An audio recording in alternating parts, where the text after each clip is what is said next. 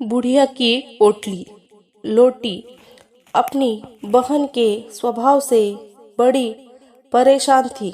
वह रोज उसको समझाती पर वह उसकी एक न सुनती। एक दिन की बात है, लोटी और खोटी मेले में गई। वहां पर उन्होंने खूब खेल तमाशे देखे।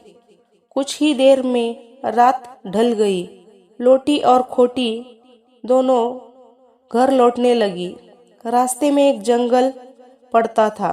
जब वे दोनों जंगल में मध्य में पहुंची तो उनको एक जगह कुछ प्रकाश दिखाई दिया। उस प्रकाश में कुछ परियां नाच रही थी। उन परियों के पंख उनके पास ही पड़े हुए थे। जब खोटी ने वह पंख देखे तो वह लोटी से पंख लेने की जिद करने लगी।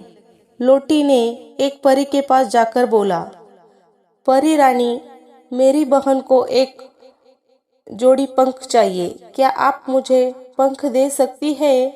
लोटी की बात सुनकर परी बोली, क्यों नहीं, परंतु आज नहीं। आज तो हमारे पास सिर्फ हमारे ही पंख है। अगली बार मैं तुम्हारे लिए एक जोड़ी पंख ले आऊंगी। परी की बात सुनकर लोटी तो खुश हो गई, परंतु खोटी को बहुत गुस्सा आया। उसने परी से कहा, अगर तुम मुझे आज ही पंख नहीं दोगी तो मैं तुम्हारे पंख छीन कर भाग जाऊंगी। खोटी की बात सुनकर परी को भी गुस्सा आ गया। उसने खोटी को अपनी जादू की छड़ी से पत्थर की मूर्ति बना दिया।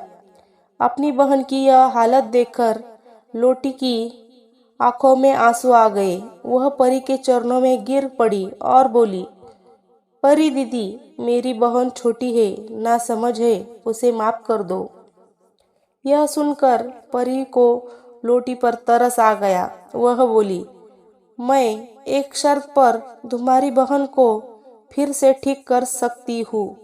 तुम्हारी बहन को 1 साल तक हमारे लिए गेंदे के फूलों की माला बनानी होगी। अगर किसी दिन भी फूल बासी हुए या समय से माला नहीं मिली तो वह हमेशा पत्थर ही बनी रहेंगी। यह कहकर उसने खोटी को एक बार फिर से जीवित कर दिया। खोटी चुपचाप अपनी बहन के साथ घर लौट गई। उसको परी द्वारा रखी गई शर्त मालूम पड़ गई थी। अगले दिन वह तड़के उठी और बगीचे में गई। वहां से उसने ताजा गेंदों के फूल तोड़े। वह झटपट सुंदर सुंदर माला तैयार की। फिर वह उस माला को जंगल में उसी पेड़ के पास रख आई जहाँ पिछली रात परियां नाची थी।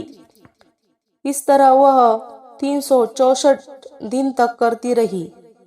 आखिर माला देने का अंतिम दिन भी आ गया।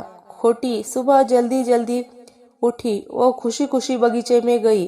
वहां जाकर क्या देखती है कि वहां से सब गेंदे के फूल गायब है। यह देखकर खोटी उदास हो गई।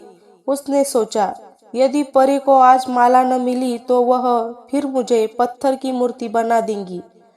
वह बैठकर रोने लगी। उसके रोने की आवाज सुनकर वहीं पर एक बुढ़िया आई। उसके सिर पर एक बड़ी पोटली थी। उसने खोटी से कहा, बेटी, जरा मेरे सिर से यह पोटली तो उतार दो, बहुत भारी है। अगर यह पहले वाली खोटी होती तो बुढ़िया को दुक्कार देती, परंतु अब तो वह काफी बदल चुकी थी। उसने कहा, अच्छा अम्मा, अभी उतार देती हूँ। यह कहकर उसने बुढ़िया के सिर से पोटली उतार दी। तब बुढ़िया ने पूछा, बेटा, क्या बात है, तुम इतनी उदास क्यों हो?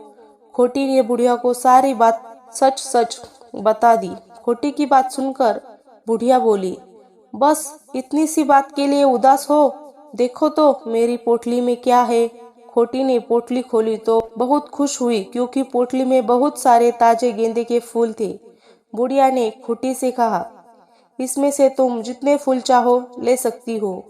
खोटी ने उसमें से कुछ फूल लिए और माला बनाई। माला लेकर वह जल्दी से जंगल में उसी पेड़ के पास गई। जहाँ परी उसका इंतजार कर रही थी। खोटी को देखकर परी ने कहा, आज से तुम्हारी सजा खत्म हुई। मैंने तुम्हें परखने के लिए खेल रचा था। वह बुढ़िया कोई और नहीं, मैं ही थी। बाग के फूल भी मैंने ही गायब किए थे। तुम अपनी परीक्षा में सफल रही हो, अब तुम अपने घर लौट जाओ। खोटी खुशी खुशी अपने घर लौट आई। उस दिन के बाद उसका स्वभाव बिल्कुल बदल गया। अब वह भी अपनी बहन की तरह एक भली लड़की बन गई थी। अगर दोस्तों आपको मेरी यह कहानी पसंद आई तो प्लीज़ कहानी को लाइक कीजिए और चैनल को सब्सक्राइब कीजिए। धन्यवाद।